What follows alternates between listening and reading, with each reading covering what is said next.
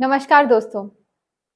दोस्तों, अब शरीर से निकलने वाली एक गंदगी के ऊपर हमारा कोई ध्यान नहीं है और वो ऐसी गंदगी है जिसमें आज सारी दुनिया डूब रही है और वो गंदगी इंसान को बीमार और बीमार कर रही है। आज की वीडियो में आप जानेंगे कि वो कौन-सी गंदगी है, उससे क्या-क्या नुकसान हो रहे हैं, उस गंदगी को कैसे साफ किया जा सकता है और वास्तविक अर्थ में स्वच्छ और स्वस्थ कैसे रहा जा सकता है। तो इस पर बात करने के लिए एक बार फिर से हमारे साथ है फिटनेस एक्सपर्ट श्री धर्मजीत सिंह जी। आइए उनसे बात करते हैं और जानते हैं।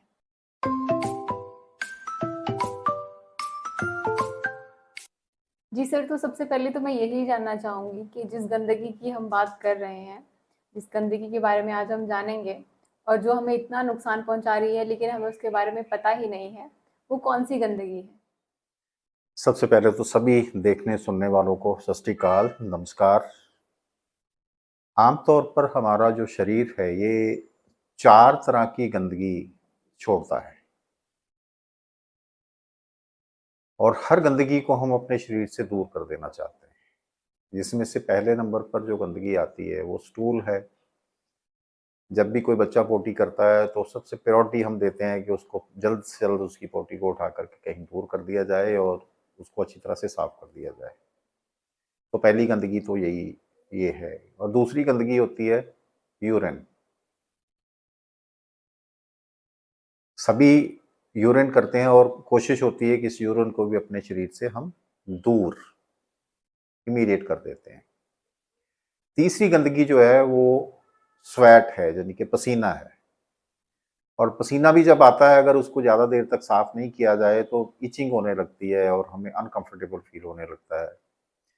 तो उसको भी हम जल्द से जल्द चाहते हैं कि नहा करके साफ कर दिया जाए।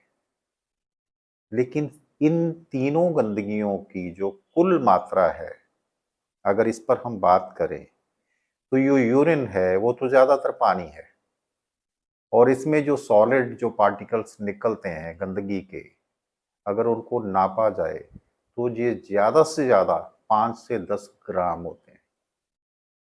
और दूसरी गंदगी जो स्टूल है, इसमें भी क्योंकि एक बड़ा हिस्सा पानी है और उसको अगर ड्राई कर दिया जाए तो टोटल जो स्टूल एक 24 घंटे में एक इंसान प्रोड्यूस करता है, उसको अगर ड्राई कर दिया जाए तो वो भी ज़्यादा से ज़्यादा 50 से 60 ग्राम होता है, उसका ड्राई वर्जन। तीसरी गंदगी जो पसीना है, इसको भी अगर हम ग्राम्स में देखें तो ये ज़्यादा से ज़्यादा 2 से 3 ग्राम 24 घंटे में, इससे ज़्यादा नहीं, क्योंकि बाकी पसीने में पानी निकलता है।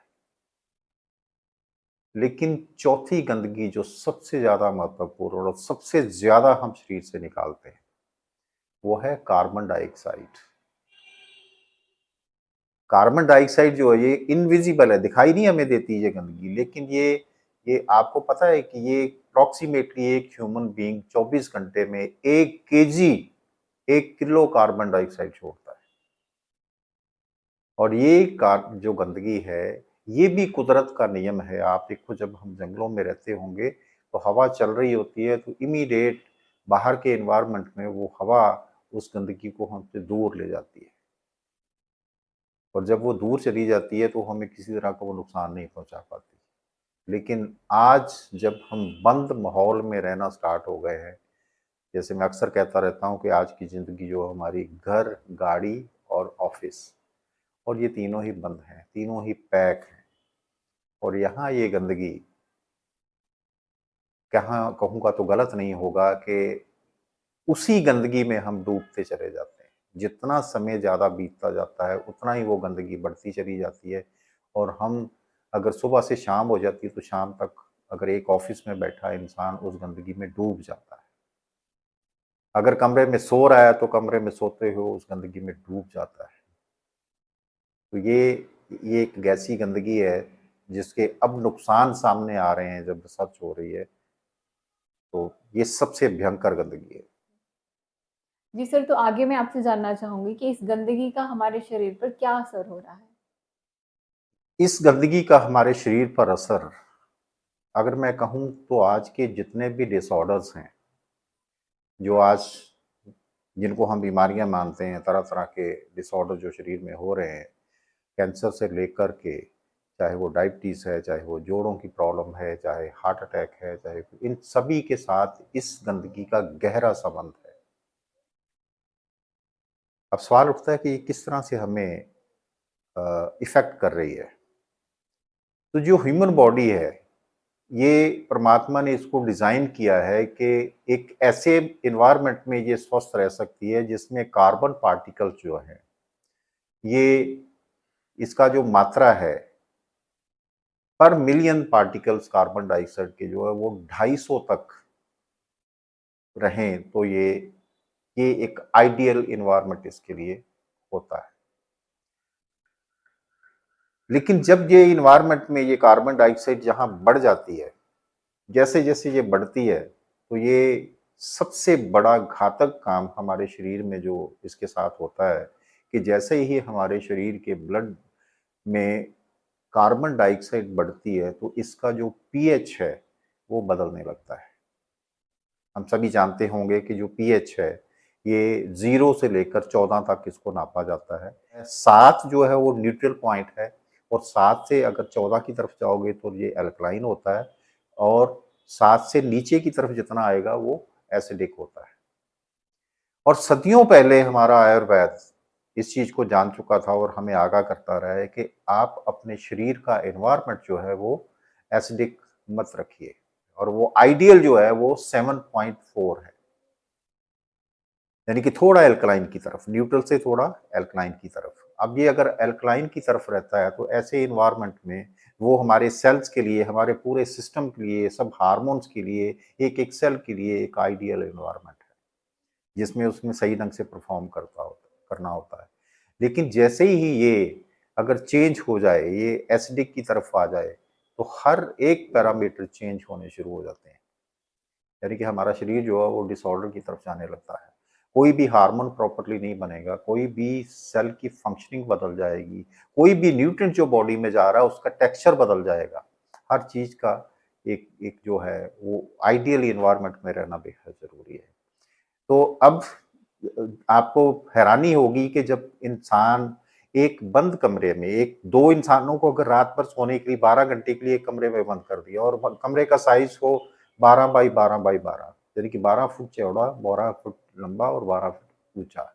ऐसे कमरे में अगर एसी लगा हुआ है और खिड़कियाँ दरवाजे सब बंद हैं और उसमें अगर 2 लोग आराम करने के लिए 12 घंटे अगर बिताते हैं, तो उस कमरे का जो जो कार्बन डाइऑक्साइड पार्टिकल्स है, इसका लेवल आपको पता कितना हो जाता है? 30,000 पीपीएम। 30,000 जो पीपीएम है, ये बहुत ही ज़्यादा है। जबकि बॉडी जो एक ह्यूमन बॉडी है, ये किस एनवायरनमेंट रहने के काबिल है? 250 पीपीएम। इसी तरह से एक कॉन्फ्रेंस रूम जो है या एक ऑफिस जो है, जहाँ बहुत सारे लोग सुबह से लेकर शाम तक काम करते हैं, तो अगर उसकी स्पेस पर डिपेंड करता है, तो वहाँ भी देखा गया है कि ये जो कार्बन पार्टिकल्स हैं, 2000 से लेकर 4000 पीपीएम तक चले जाते हैं। इवन देन अब का जो शहरों का जो एनवायरनमेंट है, पहली बात तो ये चेक किया ही नहीं जाता था। पीएम 2.5 या पीएम 2.10 को चेक किया जाता था पहले। इस गंदगी की तरफ तो ध्यान था, लेकिन कार्बन डाइऑक्साइड के जो पार्टिकल कितना है इसको चेक नहीं किया जाता था। लेकिन जब चेक करना स्टार्ट किया है अब, जब इसका रिलेशन बीमारियों के साथ सामने आ रहा है, तो जब चेक करना स्टार्ट किया तो कोई भी शहर ऐसा नहीं है जिसका आउटडोर जो एनवायरनमेंट है वहाँ भी ये पीपीएम जो है 1000 के करीब है या इसके आसपास है। 700-800 से लेकर 1000-1200 तक पीपीएम जो है कार्बन डाइऑक्साइड एनवायरनमेंट है। ऑल ओवर अगर वर्ल्ड की बात करी जाए तो ये कार्बन डाइऑक्साइड का जो लेवल जो है ये 450 पीपीएम है ऑन एवरेज, अगर जंगल का, शहरों का सब मिला लिया जाए। और ये कार्बन पार्टिकल्स उतना ही बढ़ता जाता है अगर किसी एनवायरनमेंट में जितने प्लांट कम होते चले जाएंगे और बाकी जो आबादी अगर घनी होती जाएगी तो वहाँ कार्बन डाइऑक्साइड छोड़ने वाले ज़्यादा हैं और उसको ऑक्सीजन में कन्वर्ट करने वाले कम। तो ये कम होता जाता है। तो जैसे ही कार्बन पार्टिकल्स अगर ब्लड में बढ़ने लगते हैं, क्योंकि एनवायरनमेंट में तो वहाँ सांस लेंगे तो ये ब्लड में जाएगा। तो ये ब्लड में अगर कार्बन पार्टिकल्स बढ़ते हैं, तो जितना कार्बन पार्टिकल्स बढ़ता जाएगा उतना ही आपकी बॉडी का जो एनवायरनमेंट है वो एसिडिक होता जाता है। 7, 6.9, 6.8 और जितना इस तरफ जाएगा तो ये एक पॉइंट कम नहीं होता, ये इसका इफेक्ट जो है ये मल्टीप्लाई होता है। तो ये इस तरह से जब पीएच स्तर हमारा नीचे गिरता है तो इन्वायरमेंट बॉडी का एसिडिक होता चला जाता है और ये शरीर के लिए बहुत घातक होता है। जी सर, तो आगे मैं जानना चाहूँगी कि ये जो कार्बन डाइऑक्साइड का स्तर एनवायरनमेंट में बढ़ रहा है, इससे क्या-क्या और बड़े नुकसान हो रहे हैं और इन फ्यूचर क्या-क्या बड़े नुकसान हो सकते हैं? जी। ये जो कार्बन डाइऑक्साइड का स्तर बढ़ने से शरीर में जो अलग-अलग नुकसान है, इस पर हार्वर्ड यूनिवर्सिटी ने भी काफ़ी रिसर्च करी है और भी वर्ल्ड वाइड कुछ यूनिवर्सिटी हैं जिन्होंने इस पर रिसर्च करी है। और जो उस रिसर्च में सामने आ रहा है, सबसे पहला काम जो होता है कि आपके ब्रेन सेल्स की सोचने समझने की कैपेसिटी जो है वो कम होने लगती है और जैसे ही सोचने समझने की कैपेसिटी कम होगी तो स्ट्रेस बढ़ने लगेगा। दूसरी चीज जो होती है, जैसे ही बॉडी का एनवायरनमेंट एसिडिक की तरफ जाता है तो बोन से कैल्शियम हटना स्टार्ट हो जाता है, यानी कि ऑस्टियोपोरोसिस की जो प्रक्रिया है वो स्टार्ट हो जाती है और ये बहुत गंभीर प्रॉब्लम है। उससे क्या होता है कि पहली बात तो बोन्स वीक होना स्टार्ट हो जाती हैं। आजकल देखो जब बोन टूटती है किसी की तो वो एक एक दरार नहीं आती, वो हड्डी जैसे उसके कई टुकड़े हो जाते हैं क्योंकि वो जब कैल्शियम वहां से हटा हुआ है तो हड्डी इतनी कमजोर होगी तो सबसे पहले तो उसी लेवल पर, हड्डी के लेवल पर बहुत बड़ा नुकसान होता है। और दूसरी तरफ जब बोन वीक हो रही है तो नो डाउट वहाँ बोन मैरो भी वीक हो रहा है और वहाँ जो बोन मैरो वीक है तो वहाँ आपका डीएनए भी, क्योंकि जेनेट वहीं से होना है तो वो भी कमज़ोर होता है। तो ये एक तो इसके साथ जुड़ा हुआ, अब डीएनए वीक हो रहा है तो ये तो समझ लो कि पूरी बॉडी का ही आगे चल करके धीरे धीरे डिक्लाइन की तरफ बढ़ना है। नेक्स्ट जो काम है, अब ये जो कैल्शियम हट रहा है वो बोन से, ये ब्लड में आ रहा है और ब्लड में जितना ये कैल्शियम आता चला जाएगा वो कैल्शियम कहीं ना कहीं हमारी आर्टरीज में, हार्ट की करोनरी आर्टरीज में जा करके उसका कैल्सिफिकेशन होगा, डिपॉजिट होगा और वो फैट के साथ बाकी प्लाक के साथ मिल करके ब्लॉकेजेस बना करके हाई बीपी और कार्डियक अरेस्ट का कारण जो है वो बन रहा है। तो ये भी एक बड़ा नुकसान जो है वो सामने आ रहा है। तीसरा जो न्यूट्रिशन है, हमारे न्यूट्रिएंट्स अलग अलग जो हम खाने से लेते हैं क्योंकि उनके लिए भी एक आइडियल जो लेवल रहता है वो पीएच स्तर बेहद ज़रूरी होता है।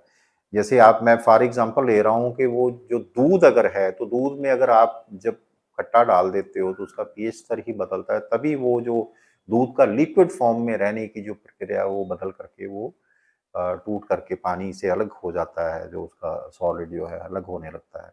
तो ये जो प्रक्रिया है, क्योंकि हर एक पीएच स्तर पर जो अलग-अलग न्यूट्रिएंट्स का जो बिहेवियर है वो चेंज होने लगता है।